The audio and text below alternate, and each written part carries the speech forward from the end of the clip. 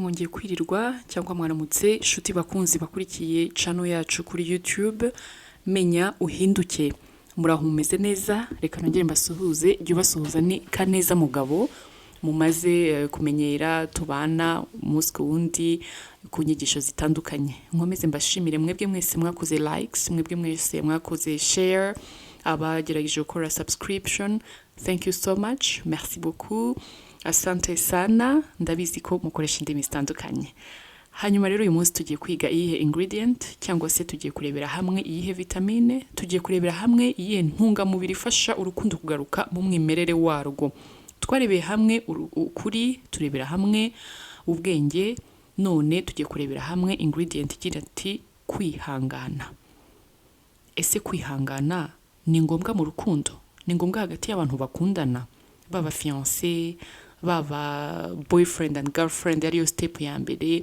cyangwa se hagati y'umugore n'umugabo ni ngombwa cyangwa twe kwireba kwihangana ni ngombwa uti kubera iki nuko kwihangana iyo utagufite kandi ubuzima bwacu bwa buri munsi waba uri umukire bya mirenge waba uri umukene umwenya gupfa byanga byakunda umuntu ahura na situation cyangwa se event cyangwa se ikintu runaka utateganyaga kandi icyo kintu kikaba ni kibi ugasa nkaho ucitse intege niba wagendaga no mu muhanda ugatsitara ntabyo baba wapanze ntabyo wari wateganyije biragusaba kwihangana kwihangana rero bireba buri muntu buri kanya kandi rero hagati y'abashakanye murumva ko ni ngombwa cyane iyi vitamine nayo tugomba kuyirya kugira ngo dufashe rwa rukundo rwacu rwasaga nkaho ruho ruragenda biguru ntege rwasaga nkaho rutangiye kunanuka murabona umwana udafite vitamine zihagije mu mubiri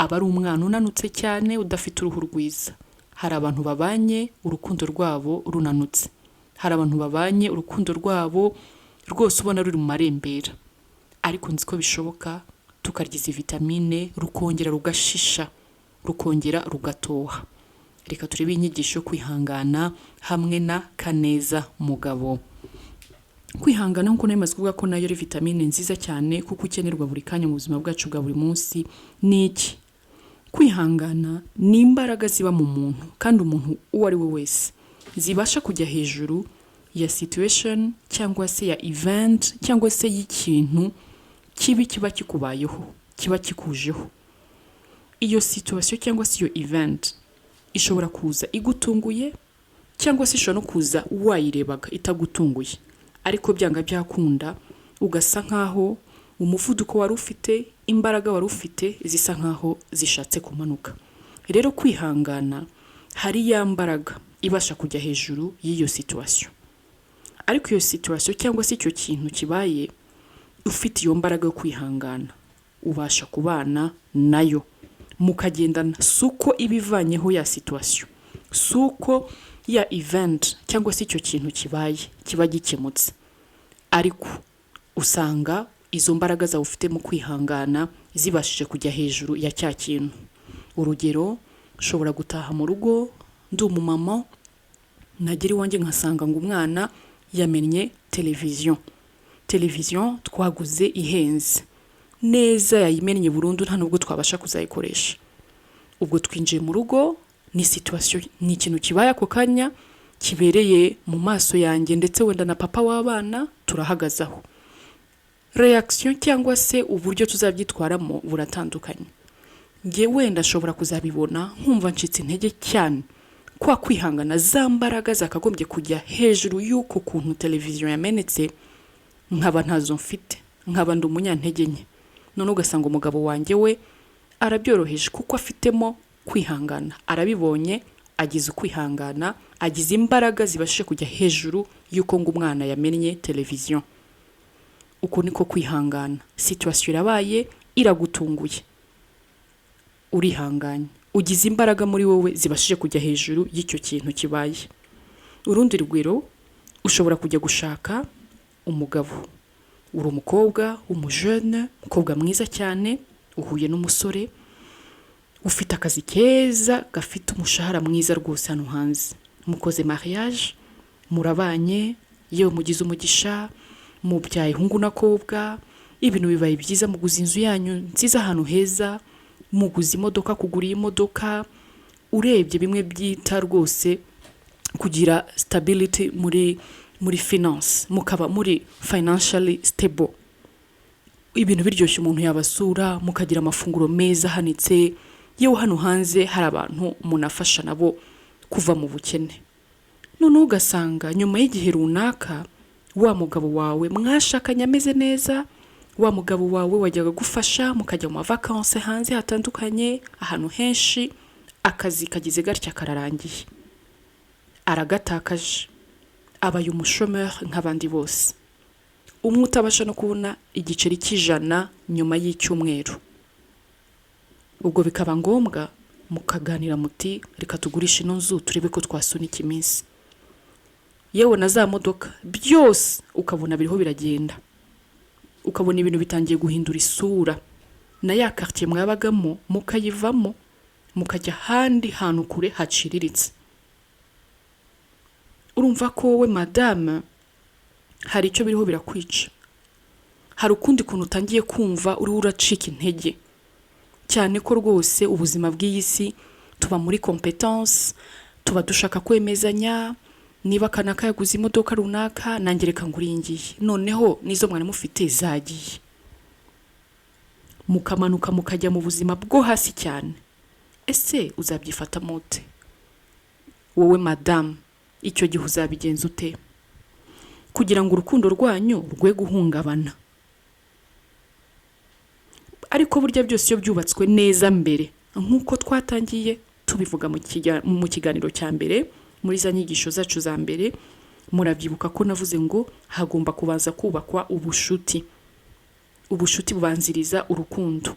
Iyo mwubatse ubucuti bukomeye, muribuka ko twize 3 colors ziranga ubucuti, ziranga relationship yanyu, ziranga friendship. Murabyibuka neza ko navuze ibara rya white ni bwa buzima bwiza cyagiye mwari mukize, black color ni bwa buzima bubi noneho ibintu bimeze nabi, red color ni cyagihe mwahanye gihango. Ndakubwiza ukuri, ayo mabara 3 iyo mwayagezeho, icyaba cyose in the future muzakitwaramo neza. Nukuvuga ngo rero situation yababayeho nkuko nari ntanze urwo rugero, we madamu uraza kubigenza ute kugira ngo ubushuti bwanyu budahungabanya? Kandi ku gihango gihari, urumva se hari ubwoba? Iyo rero wifitemo iyo mbaraga zo kwihangana, buri kintu cyari cyo cyose cyagutungura mu rukundo ntacyo waba. Ubundi situation cyangwa se event mbi niyo igaragaza urugero rwo kwihangana umuntu agira mu rukundo. Kugira uzipime ko ukunda mugenzi wawe nyabyo, nuko muzahura n'ibihe bikomeye. Noneho uburyo uzihanganamo nibyo bizahamya ko ukunda mugenzi wawe bya original. Nk'urwo rugero nari mvuze ruguru, uwo mugore icyambere ntakwiye gucika intege ngo akazi ka bwana karahagaze, ngo kuko yari yakabonye mbere ari keza none uyu munsi ntakafite, biragenda bite? Wicika intege kuko uko yakabonye niko azongera kubona kandi humura. Ahubwo icyo gihe my sister icyo nakubwira ni umwanya wo kumutera ingabo mu bitugu, ukamwereka ko nta gikuba cyacitse, ibyo mutakaje ntabwo isi irangiye. Ukihangana za mbaraga zikajya hejuru iyo situation ibaye, niyo mwarara hasi mwari mwaramenyereye ibitanda byiza, ukamwereka ko ntacyo bigutwaye. Nubwo ubuzima bubi bukennye ari bubi koko, ndabyumva ni bubi, uzi kuba waramenyereye igitanda cyiza n'amashuka meza n'amacouvre-lit meza, ukajya kuryama ku musambi hasi, oya biragatsindwa koko. Ariko niba bibaye se wiyahure tugushyingure, nibyo byaba ari solution. Kwihangana rero ntabwo kuba kugomba guherekezwa no kwidoga no kwiganyira, ibyo ntabwo ari byo bitanga igisubizo. Cyokora cyo yaba kwidoga no kwiganyira ari byo byatanga igisubizo, yewe twajya twidoga buri kanya. ariko iyo widoga uba unaniza imitsi y'ubwonko, uba uteza mugenzi wawe ahubwo kumva ko agiye kuri pressure. Murabigenza mute? Uko kwiganyira gutuma umuntu asa nabi kuko akari ku mutima gasesekara ku mubiri bikanakugaragaraho. Niki noneho cyatuma ubasha kwihangana? Icya mbere nuko uba wifitiye icyizere uko situation yazi imeze kose. Icyangombwa nuko uba ugihumeka, ukinabasha gutekereza, ubwonko bwawe bukora, 5 senses zose zikora. Uracyumva, uracyahumurirwa, uracyakora ku kintu kumva uracyumva, uracyareba, uracyavuga. Ibyo nibyo byangombwa. Igirira icyizere, urahagaze, uracyari umuntu muzima, wikwiganyira. Icyo nicyo cya mbere. Icya kabiri nuko uba ugomba kwibwira ko nta kitagira iherezo, nta n'imvura idahita. Ese hari umuntu wambwira ko kuri iyi si hari ahantu kuva isi yaremwa kugeza uyu munsi 2021 imvura ikigwa? Ntabwo bishoboka. Imvura iragwa, niyo yagwa iminsi 3 non stop amasaha 72 irangiye igahita. Kandi niko bimeze, tumaze kubibona. Situation yaza, event yaza, yatinda, yakwihuta, ariko ikarangira igahita.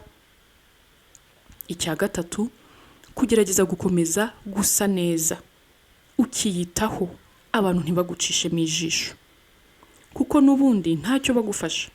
Ahubwo abantu benshi b'inshuti zanyu uburiho ubaha amakuru y'ubuzima bwanyu, bakaba banabyishimira ko mwasubiye inyuma.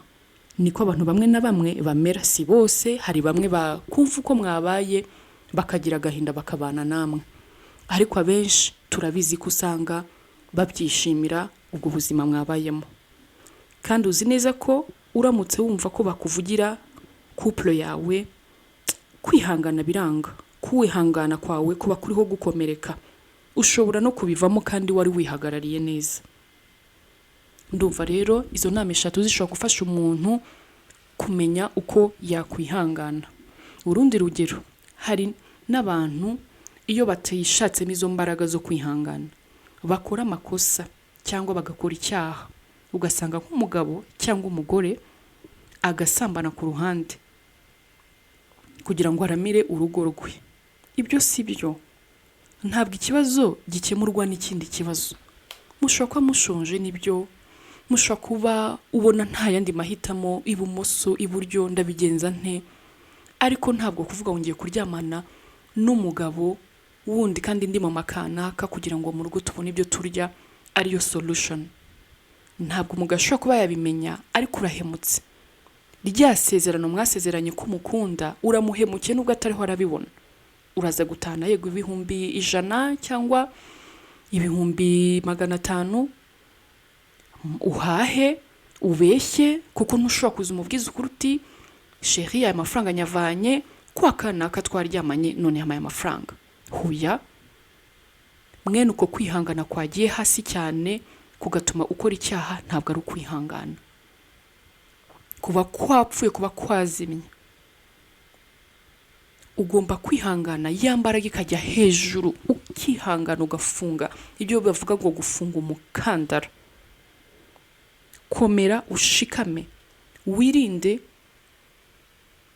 Kandi nziko iyo ukomeje kwihangana n'ibitekerezo byiza biraza, ariko iyo ukomeje gutindana n'ibitekerezo bibi, za negative thoughts, kwihangana kuramanuka pe, kuramanuka. Kuko urareba ukavuga uti ndabona cash power yashize, ndabona abana bashonje, ariko se ko mbona uyu mugabo adahagaruka ashaka icyo turya, cyangwa se niba ari umugore, niba ari umugabo birabaho, ese ko mbona uyu mugore atamfasha, ukiganiriza ugatindana n'ibitekerezo bibi.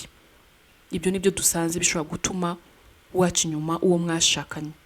Ariko icyo nakubwira, jya uhita ubyirukana, ukomeze ureme isi nziza muri wowe. Ibyo bikurura isubizo mu buryo bwihuse. Iyo rero umukunzi wawe wamweretse ko wihanganye, wakomeye, wari uzi ko bimwongerera imbaraga, wari uzi ko byongera urukundo rwanyu.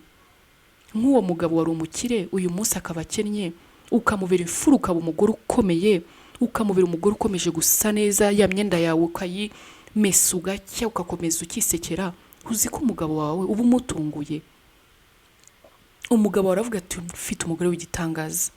Hari ubwo abagabo bahita bahungabana bakavuga ati ndagowe, umugore wanjye ashobora kuza kutakwihangana, abagabo bagenzi banjye bazamuntwara, ariko akabona uriturije, umubaye hafi, umuteye yangabo mu bitugu.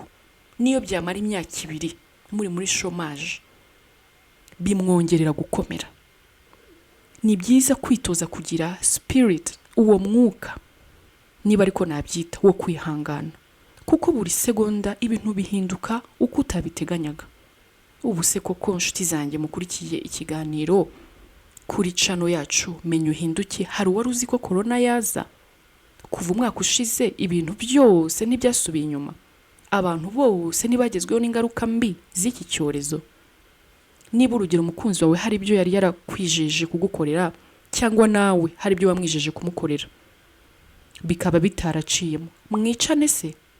Hoya, ntabwo byaba ari byo, kuko corona yagwiriye isi yose, si u Rwanda gusa, si quartier yawe gusa, si umukunzi wawe gusa.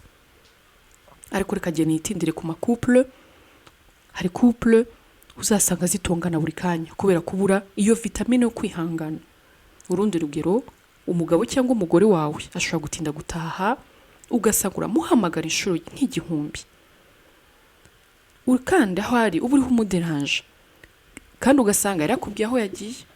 Niba ari umugore ati sheri ngiye ku inshuti zanjye, ngiye muri family yanjye, ngiye muri ceremony runaka, cyangwa umugabo ati sheri ndaje, hari aho ngiye simpari, ubizi ko yagiye hanaha, deta yaziguhaye. Niba umeze utyo, menya ko kwihangana kwawe kuri hasi, kuko ubundi niba atinze gato kandi yanagusobanuriye neza hari n'ibyo arimo ubizi neza, ukanguka kora uko kumuhamagara buri kanya, urumva ko kudashaka intambara. None ushyire mu mwanya we, ari wowe wari wahamagara buri kanya, wakumva ubaye ute? Wagira ngo n'umwana muto uriho ukurikirana uburyo bagomba kumucyura. Muha umudendezo, ihangane gato, kuko nta kibazo kindi abayahuye nacyo ari buze gutaha. Cyangwa se urundi rugero, hari abantu babuze amahoro abakunzi babo kubera kubura kwihangana, nk'iyo mwajyanye gusura abantu cyangwa mwasohotse ahandi hantu, ugasanga nka nyuma y'isaha imwe aribwo mwari mugeze hahantu, utangiye kumutesha umutwe, uti sheri turataha ryari? Sheri ko numva narambiwe. Kandi wenda uwo mugabo cyangwa uwo mugore wawe nibwo yaratangiye kwishima, maybe mwahuye n'inshuti zanyu mutahirukaga cyangwa ze nubwo waba utazizi, ukibaza uyu muntu ushatse gutaha none aha bigenze bite? Se mu rugo haba hari inama y'akazi, bigenze bite? Ibyo nabyo ni ikibazo. Kandi mwanagera mu rugo iwanyu ugasanga nta gishya, ahubwo muricaye muranacecetse, buri wese agiye kuri telefone nk'aho muri cyber cafe, ukibaza twatahaga tuje kureba iki hano? Isi yaragushyize ku nkeke, hari habaye iki? Ibyo bintu bibangamira umukunzi wawe, biba bigaragaza ko nta kwihangana ugira.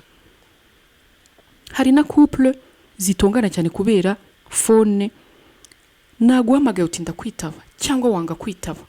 My dear, iga kwihangana kuko uwo utareba ntubuzi ibyo arimo nyabyo. Ese umuhamagaye kandi wenda twaye imodoka kuba zifite, ndetse polisi iri imbere, uretse ko ntabwo polisi ari yo gutinya niyo kubaha. Kwitaba phone natwaye ubwabyo nta makosa, kuko ishobora kukurangaza ikakugongesha cyangwa ukagonga abantu. Niba titabye ihangane, nahuguka araza kukwitaba.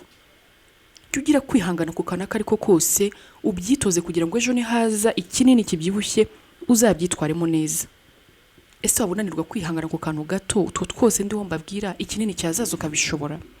Kereka niba nta cyizere uba wifitiye, ukeka ko yagusuzugura. Hari couple imwe uzasanga ahamagara undi mugenzi w'inshuro 6, ubwo koko shiri wawe ubukeka ko yanze kukwitaba, yanze kuyifata, ayireba akayireka, hoya rwose uba wabuze kwihangana.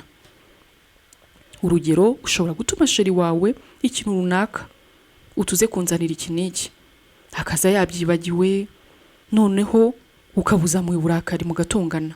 Ihangana ubanze wumva icyabimuteye. Hari ubwo wasanga icyabimuteye amaze kugigusobanurira, yewe nawe ari wowe wishize umwanya we, ubyari kukubaho ukabyibagirwa, cyangwa se yahuye na situation nyayo koko ituma atabizanye. kwihangana ni kwiza, kandi kwihangana kwiza kwa nyako ntiguherekezwa n'amaganya cyangwa se kwidoga, ahubwo kwihangana kwiza guherekezwa na morale, kugaherekezwa n'amagambo meza. Situation yose izaza gira icyizere ko izagushira, wigira ubwoba. Niba ari amafaranga andazaza, abarundi nibo bayita neza bati amahera. I love that. Na arahera nyene, uko yaje niko yandazaza. Murakoze rero, reka twongere volume, reka twongere vitamine yo kwihangana, surtout ibi bihe bya COVID-19. Dukomere rwose, tuba intore, dushikame. Niba tuzi neza ko nta kitagira iherezo.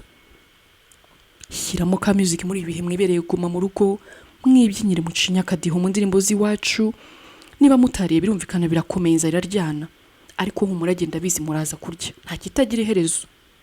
Kwihangana ni kwiza, kwihangana ni vitamine nziza, kwihangana ni ikintu gituma mugenzi wawe agukunda kurushaho. Ariko numva kwihanganira mugenzi wawe bikwangiye burundu, akora ikintu kuva birakujena, nshuti yanjye uzasuzume. Hari ubwo mushobora kuba mwarabanye atari namba yawe, atari nimero yawe. Ibi nzabigarukaho mu yindi topic, uburyo abantu bashobora kumarana n'imyaka 40 50 y'urushako atari namba ye, abo bafite icyabaranze muri iyo myaka. Hari ababanye 1 year atari namba ye byaranze, ariko umuntu yari namba yawe, uko wambara ukweto wambara 40 cyangwa 39 mu kirenge cy'ubumoso n'ikirenge cy'iburyo bigahura, wakwambara 39 ibumoso, iburyo wakushyiramo 40 bikanga ntubashe kugenda. Uko niko sometimes duhura n'abantu tugajya gukundana nabo atari namba yawe, biranga. Uko wamwihanganira kose ntibikunda, uko wamuzanira ikintu kiza cyose ntacyabona, kuko you are not his or her number. Ibyo ni inyigisho y'ubutaha.